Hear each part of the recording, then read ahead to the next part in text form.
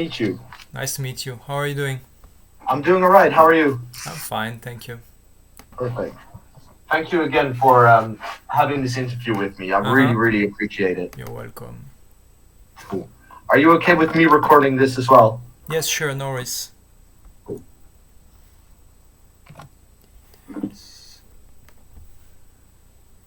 So, are you ready? Yes, I am ready when you are. Okay, I'm good. Perfect. So I thought we could start with a general introduction, Mm-hmm. and you could maybe explain a little bit who you are, and then I could explain a little bit who I am, and then Yeah. we get to know each other a little bit better beforehand. So if you'd like to start, or I can start. Yeah, let's go. So, my name is Julien Carbone. I am from the south of France, Perpignan, small city between Pyrenees and the Mediterranean Sea. And I've been doing. I first went to study psychology, and after my master, I had the opportunity to start working in real estate development in my hometown. So that's what I did, and this is how I bridge the real estate development and the psychology interests. It was from taking a look to urban studies, participative design around cities, all this kind of stuff, citizen engagement. So, and so it took me some years to start to look at the way and dedicate my time to engage inhabitants in co-designing real estate development programs. So I took the turn of the startups and urban innovation, social innovation in the city. And I've been working in different projects owned by non-profits or think tank or whatever, different business. And then at one point, I wanted to move out of France to observe this global phenomena, and it appeared that starting a doctorate degree was the best way to do it. Start publishing my analysis in English, start traveling to observe different cities, different cultural backgrounds, and also give me a sort of legitimacy with a diploma, like to handle these issues. So this is where I am now. I'm at the end of my doctorate degree. I've been traveling in different places in Europe and the world. And my three case studies for my thesis are Taiwan, Israel, and Estonia. There are three Right. famous hubs for innovations or startups, and also for democracy. They are vibrant democracies or e-government devices that are interesting to look at in order to have good examples of what could be an e-government or a democracy 2.0 state of governing. Mm.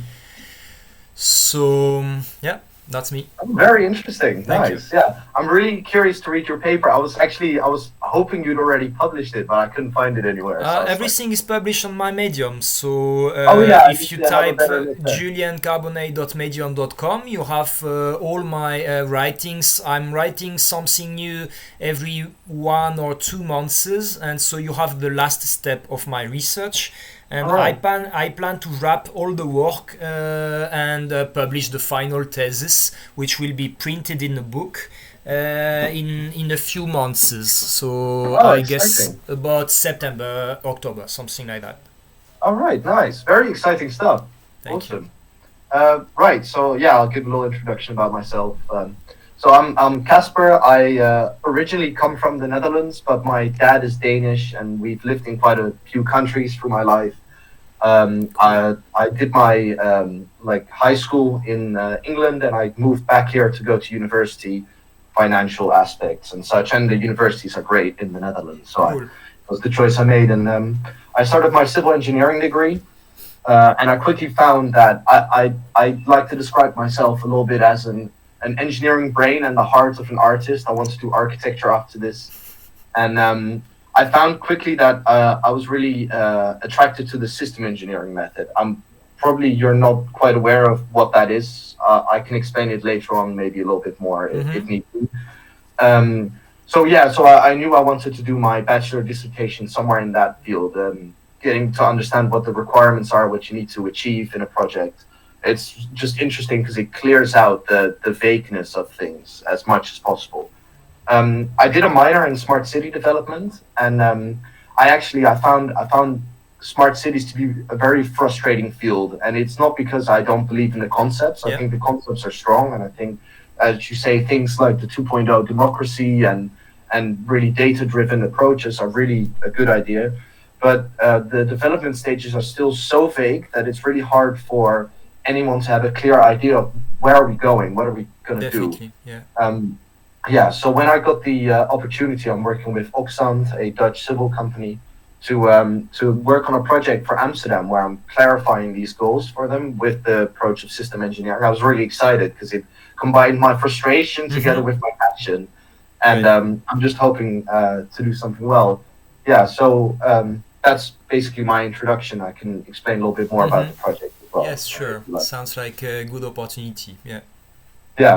So the current situation with Amsterdam is they're obviously one of the bigger smart city innovators. They're really big on it, but they have four very unclear goals. So they want to focus on circularity, they want to do smart mobility, they want to do data-driven design, and there was one more I'm missing. Smart energy systems. And these are nice goals to have, but there's no definition. What are we doing? And they have platforms where they talk about the projects they have, and it's interesting projects, but it's unclear whether these projects are actually going to deliver what the municipality and the people of Amsterdam want. That's a very important part. What I'm going to do is I'm going to implement the system engineering approach. And what that is, it's a way where you start with, we have these stakeholders, these people that want something. What exactly is it that they want? Based from what they want, you define either requirements or functions. Functions are things like be able to drive to somewhere, or have a strong building. The kind of vague concepts, but more specific than a goal like I want to have a smart city, which is too big a concept. Based on that, you have a systematic approach to implementing those solutions. I'll only be looking at really getting down to understanding what the city wants, or what the population wants, what the municipality wants, and stuff like that. And then the final object that I'm going to be delivering is basically a list of things that they want to achieve in still relatively vague concepts, but closer to understanding what they want, with some related requirements to one specific case. So, for example, I'm going to maybe find that the people of Amsterdam want smart cycling systems. And then, what do they really mean with wanting smart cycling systems? I'm going to get really into the nitty-gritty of one specific aspect of that. And that's more due to the project scope and the time limitations I have. Otherwise, I'd love to do it for all of it.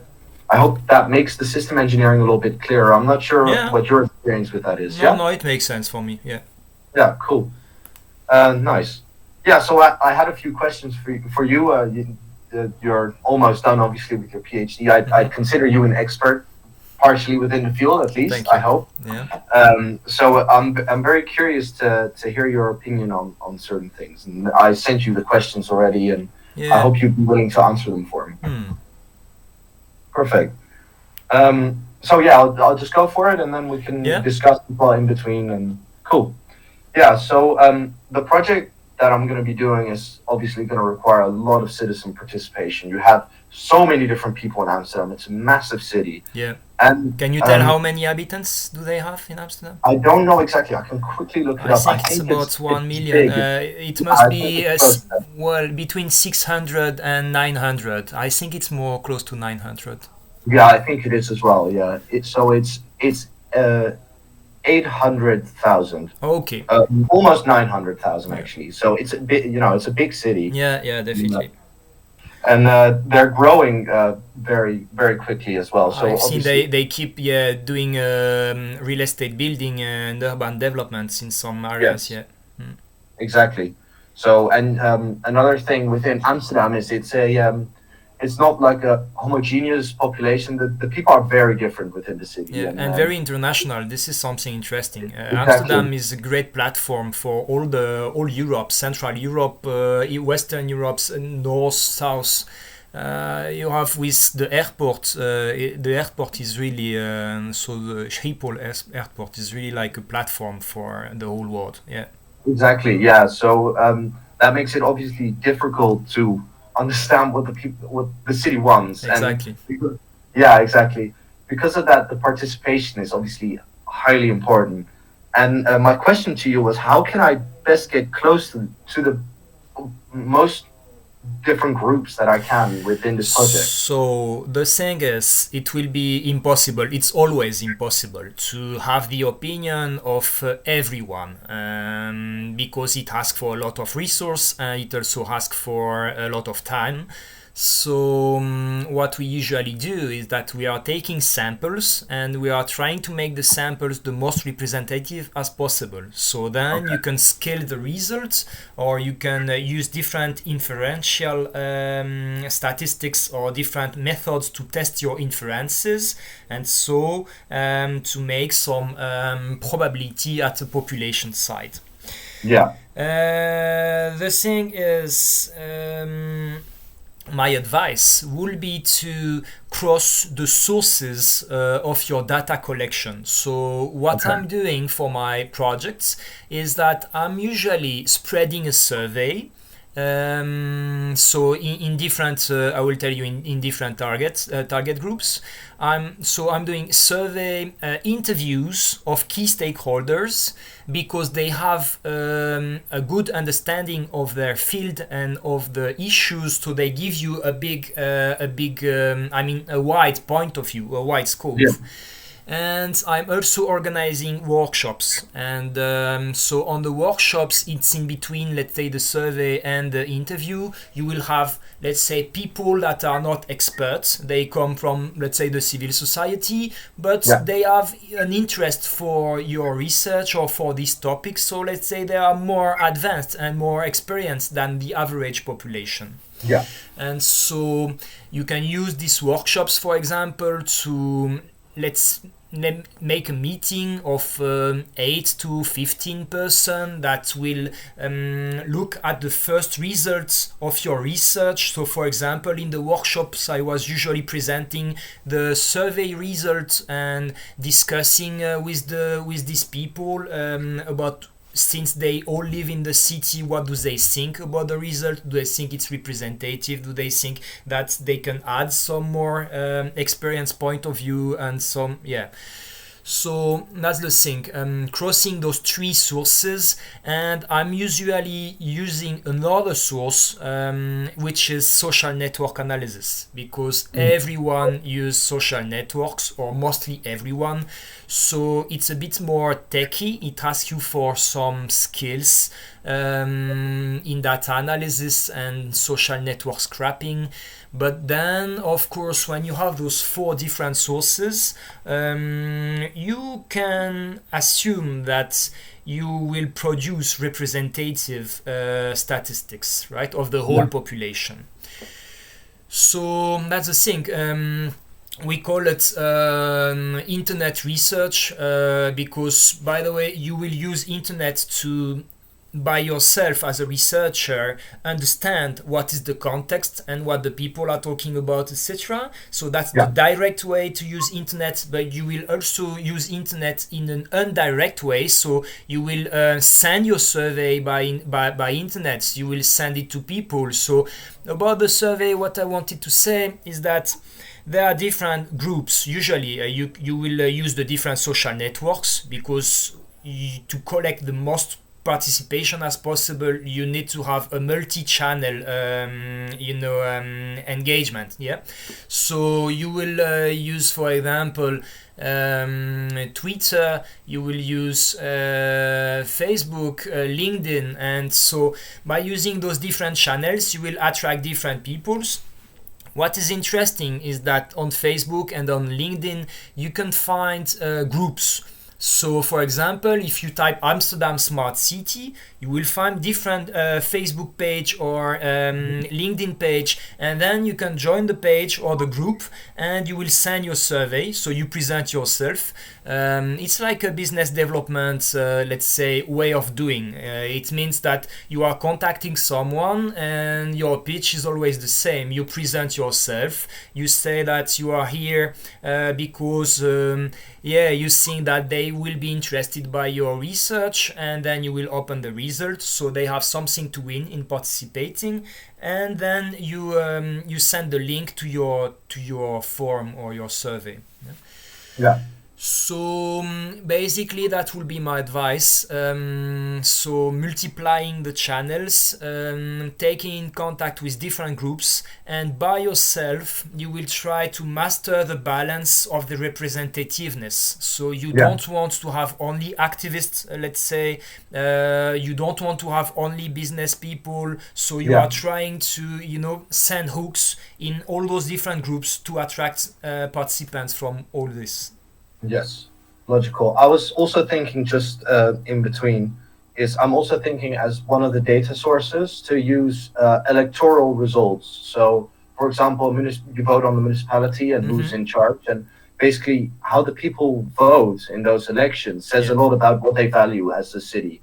And it shows great representation because we have, for example, Amsterdam is very left-leaning in general. They have the Green Party who's in charge there. And that says a lot about the city, and also the smaller parties, what they represent says a lot about the city. So that was one of the other data sources I was it's considering. very interesting. If you can access this electoral results, I guess you can definitely deduct interesting trends on your population. Yeah. Okay, perfect. I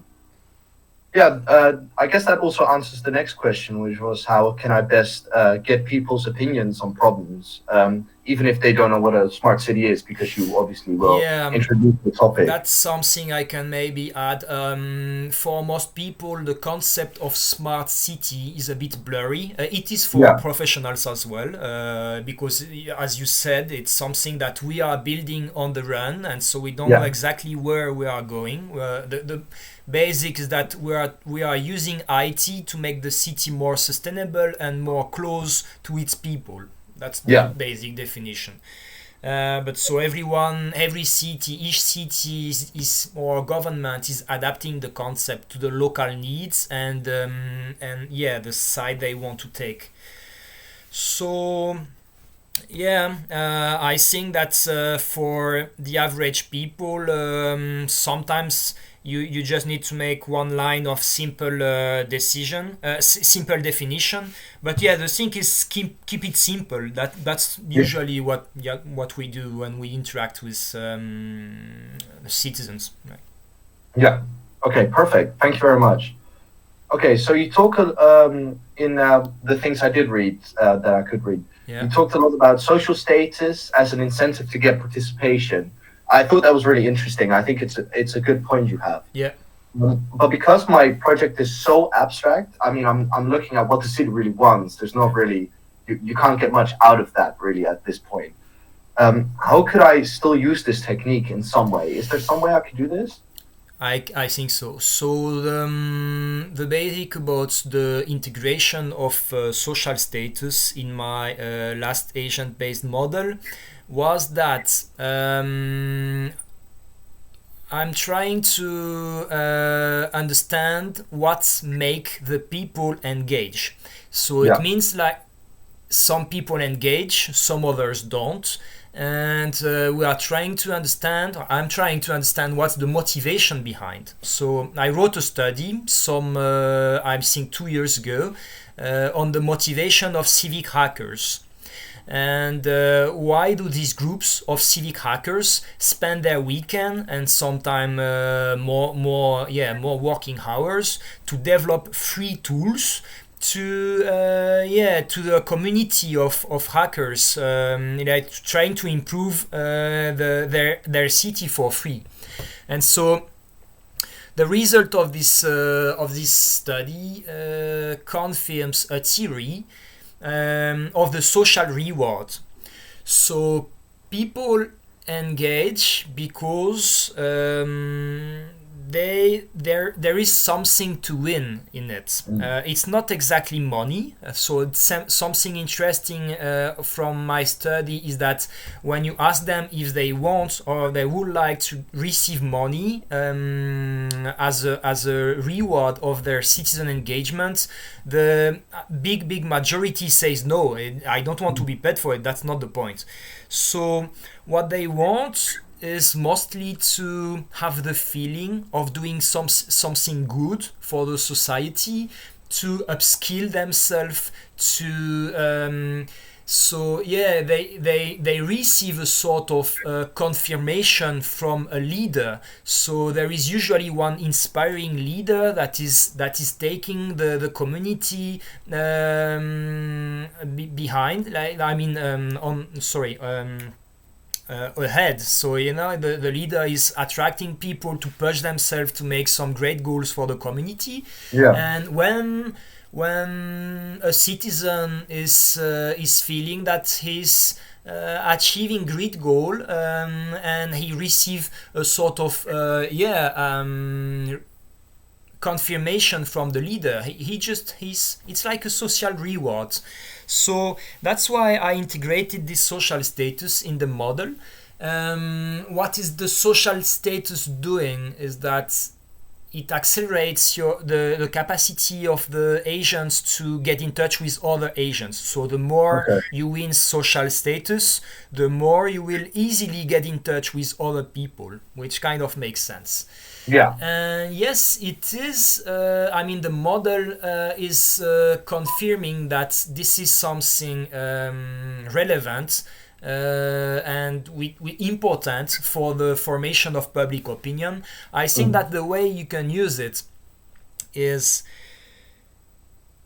if you manage to take contacts or interest some people that are a bit intermediaries in the society of Amsterdam. It can be, for example, one bar which is cool, let's say, or someone that has a lot of followers because he's a band or a DJ, or you can, I don't know, maybe you will interest some public services from the city of Amsterdam. And so if these kind of intermediaries are interested in your study and they republish your call for participation, you will take much more participants in one row.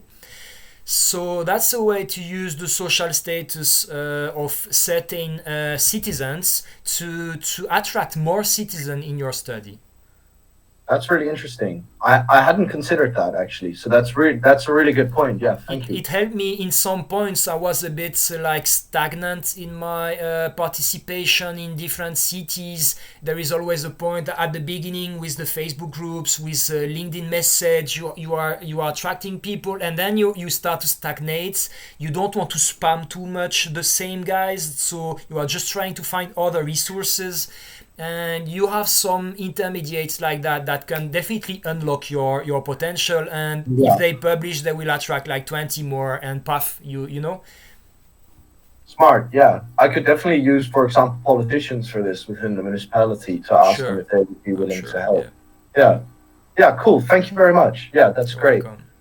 So the next step is I talked a little bit about this system engineering method, and but one of the challenges within the method is understanding, okay, hey, we have these things the stakeholder wants. For example, in a normal project, it would be, we want to make a dam that's waterproof, just something.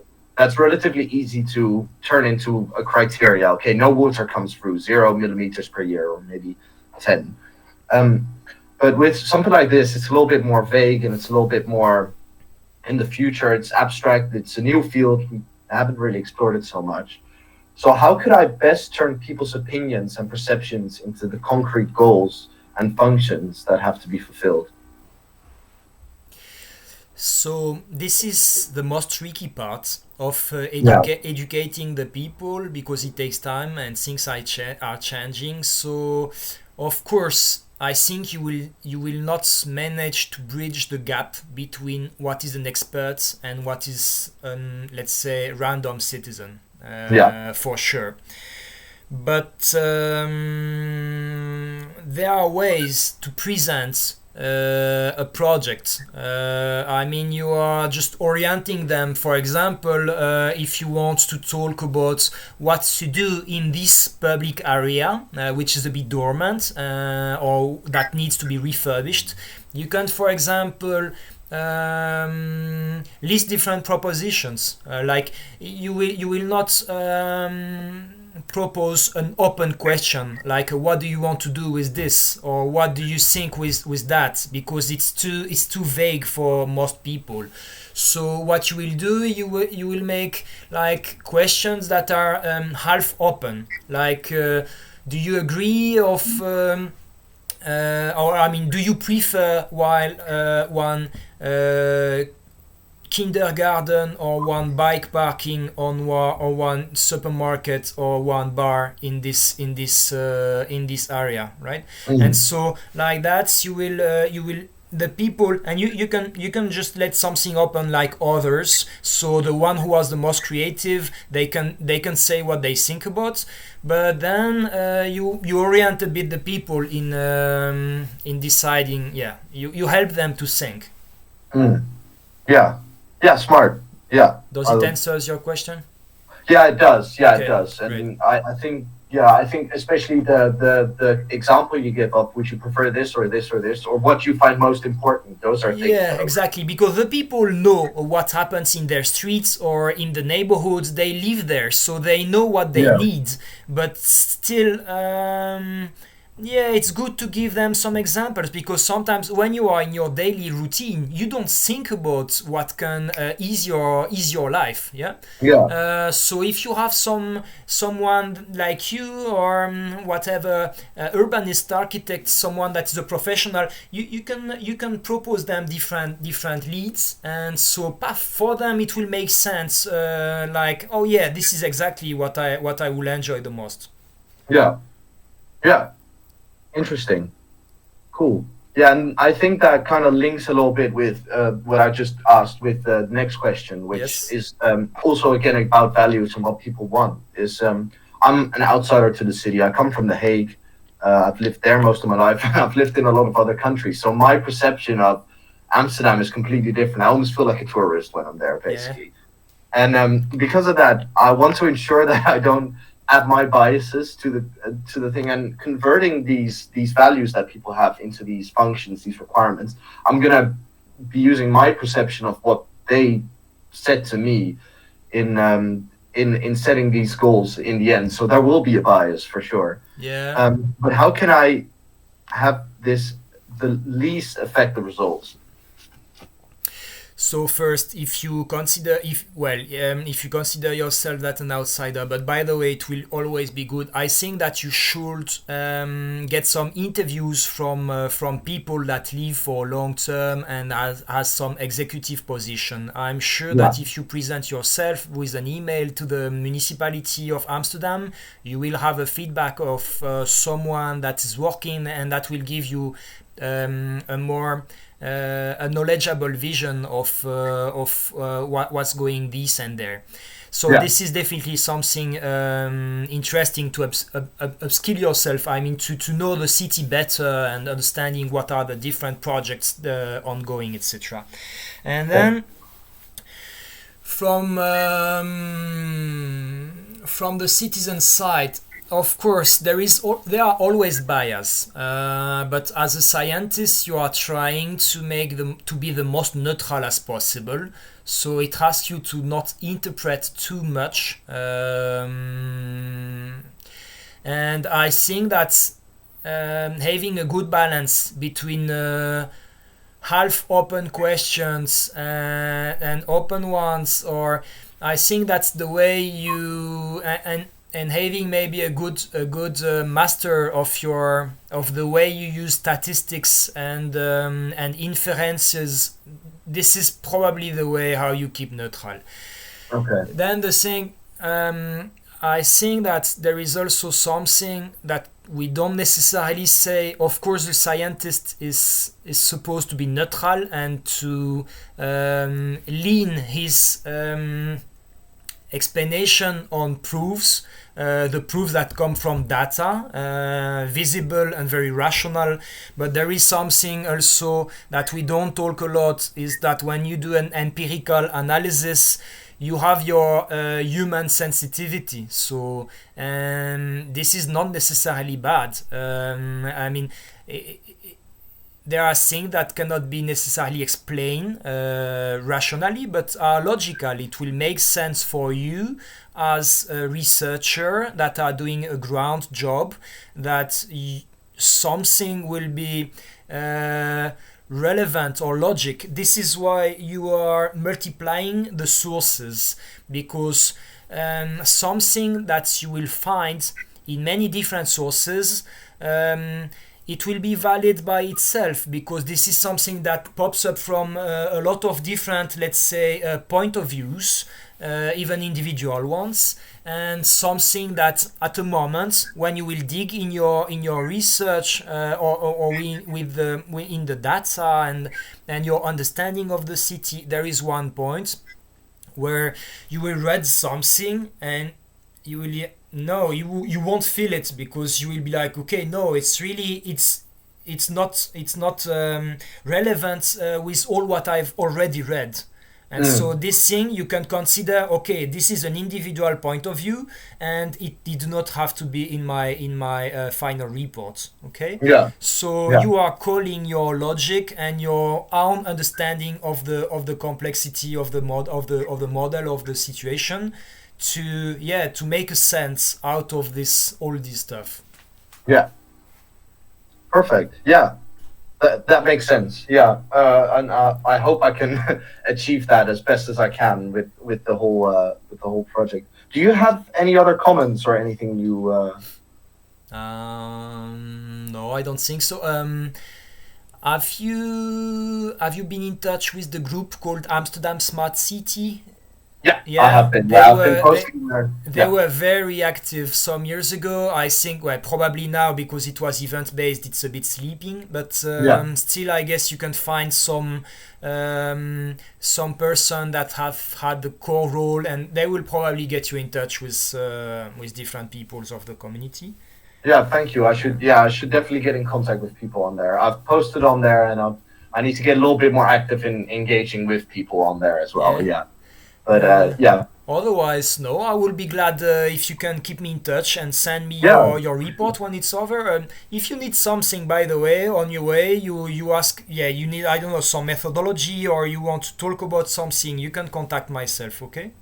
Thank you very much. Yeah, and I'll make sure to keep you up to date. And when it's done, I'll be done about the 9th of July. It's relatively short. It's a bachelor. Great. So good luck. Send me the report. I will do. Thank you very much. Cool. And have a good week. Thank you, Casper. See you. Thank you. Bye-bye. Bye-bye.